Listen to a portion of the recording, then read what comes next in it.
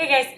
So I'd actually filmed most of this last night, but then I stopped because my brother walked upstairs and then I realized, you know what, I should probably refilm it anyway because I don't really have a clue what I'm saying. Because I was very distressed, I was very tired, and it was very emotional, and I thought I'll probably be better off if I just refilm this tomorrow when I'm more not so out of sorts.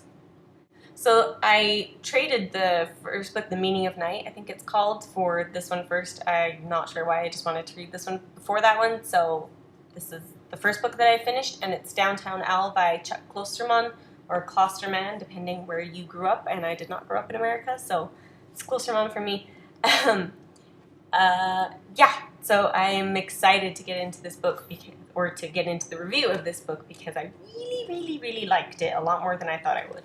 So when I bought this book, I think I said in my haul video that it must have been like 2 or 3 years ago. I'm thinking now it must have been way longer than that, like maybe 4 or 5 years ago, because I sort of, as I was reading it again, or at least the couple of chapters that I had originally read, again, I was sort of realizing, you know what, I remember now how I felt reading this, and I just didn't understand the writing style. So as I was reading it again, obviously now that I'm older, I clearly understood it much better and was more interested in it because I'm okay going outside of my genre now, whereas before I was just like, no, you know what, I just want to read what I want to read. But before I lived in Holland and Spain, and there weren't really any good bookstores there. In Holland there were a couple more bookstores. They had a Waterstones and they had an American bookstore in Amsterdam, but I just didn't go to Amsterdam enough to buy them. I rarely got books. I got a lot of books for Christmas and for birthdays and stuff off of Amazon, so that's really the only way that I got my books. I was very choosy with what I read, and if I started reading something and didn't particularly like it, I immediately went to something else that I had because of the limit of books that I had. I don't know, which is weird because you'd think that I would just read as many books as possible, but anyway, that's what I did. So the storyline in this book is kind of all over the place in a sense. Well, not all over the place, but because it's a different genre than I'm used to, I think it's called contemporary. If I'm wrong about that, then please leave a comment below so that I can sound a little bit more intelligent next time when I talk about the genre of a book. Oh, phone. Excuse me. Okay, sorry about that. So the storyline in this starts out with a newspaper article, and the newspaper article is about a blizzard, I think. It's kind of important. So it's February 5th, 1984, and the title is Killer Blizzard Paralyzes Region. I won't read the article, but that's how it starts out. And then the next chapter, you get the date August 15th, 1983. So you know that this article is pretty much what we're building up to. We have 3 characters that we read from the point of view of, and they're Mitch, Horace, and Julia, and then there are 2 other side characters that we sort of hear from once, but you guys don't need to know that quite yet. The storyline basically just talks about their lives, and I'm going to say that the storyline kind of starts when the character Julia arrives in the town Owl, which is in North Dakota, which is where this whole book is set. Julia is 23, she's a graduated college student, and she chose to become a teacher just because she didn't know what else to choose. Goes to Owl to try something different and starts out hating it because it's tiny and it's awful and there's nothing to do and she's bored as hell, and so that's sort of where it starts. Julia gets to the town. After she gets to town, that's kind of where we go from. We are introduced to Horace, who's, I believe, a 73-year-old man who is very ritualistic. He just does the same thing all the time, talks to the same people, talks about the same people, talks about the same things. It's very repetitive. He wishes that he had been in one of the wars of his time, but the timing was never right for him, so he feels like he wasn't able to prove himself to his country. He's a very average, normal man. He lost his wife when she was 40-something and has had to deal with that, but is happy. He's fine. He's mellow. He's an old man. Mitch is a 15 or 16-year-old high school student who loves sleeping, and is just very meh. He doesn't really care about bands. He doesn't care about decorating his room with posters. He doesn't really care about girls. He doesn't really care about anything. He hates his teacher, John Laidlaw, who's one of the characters that we hear from later. He pretty much is just meh. That's the only way I know how to describe him accurately, is just meh. Whatever. We see the story through these guys' points of view, and each chapter is one of the characters, and each chapter has a different date on it. The writing style in this is what made this so awesome for me because, like I said, this is different from my usual genre, and I really, really enjoyed reading it. Chuck is hilarious. Chuck is the author. He's really, really funny in a kind of morbid but really serious way, if that makes any sense.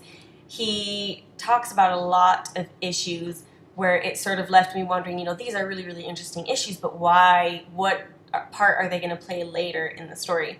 And I want to say the only way I know how to describe this whole story is that really we're just learning about these characters, and there's just one big point in the book that is important, and it's towards the end, and that's where we go, oh my gosh, this is why we were talking about these characters. Other than that, there's not much of a point to writing about them.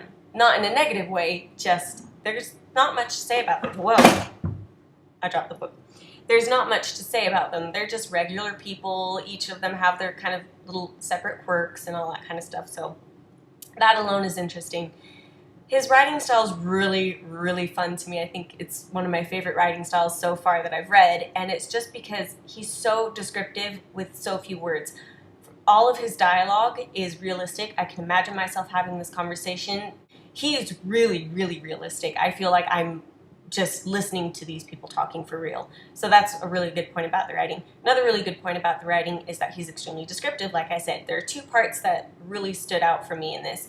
The first was that he described Julia being drunk. I have never in my life read a description of being drunk that is so accurate to being drunk. And it's not like I get drunk all the time, but I have been drunk in my past, and it is so accurate. I was reading it going, holy shit, I know exactly what that feels like, which sucks, but I know exactly where this character is right now.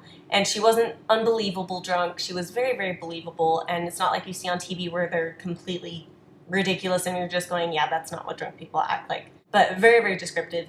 And another part that was perfectly descriptive was Horace is telling a story about how he realizes that he's sort of been tricked into doing something he didn't want to.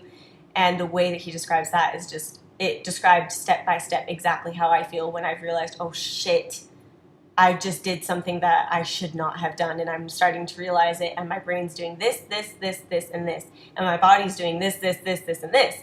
And he managed to capture that in his words so, so well. And I was reading it going, oh, I know that. I know that feeling. I've never had that kind of feeling with any other book that I've read before. You know, you can relate to someone in the sense that, oh, they're sad and they're really hurt and they feel a tension in their stomach or in their heart or whatever. It's like, yeah, I know kind of how that feels, but I've never seen it so accurately described before as it is in this book. Overall, I really, really, really liked this book. I didn't think that I was going to like it as much as I did, but I really, really, really, really, really, really did. And I really connected to the characters in a way that I didn't think I would, which is strange because I didn't relate to any of them. I'm not very similar to any of those characters in their thinking process and stuff like that. I'm not very similar. Really, really liked it. It was just such a pleasant surprise. I was not expecting it to be like that, and it was really cool. Oh, and I also cried. I don't cry with books very often, despite how much I connect with characters if something bad happens to them. It's not often that I actually cry. I cried at this book. I was like, oh my gosh, what? So that's good points for his writing style. So for this book, I'm just definitely going to give it a 6 out of 6. I don't even have to think about it. This was an amazing book, and halfway through, not even halfway through, but like a third of the way through, I was like, I need to buy the rest of his books. So there probably will be more of his books showing up in more of my book hauls. So 6 out of 6 for Downtown Owl. Amazing book. So cool. I recommend it. It's a short, easy read, and it's really, really good.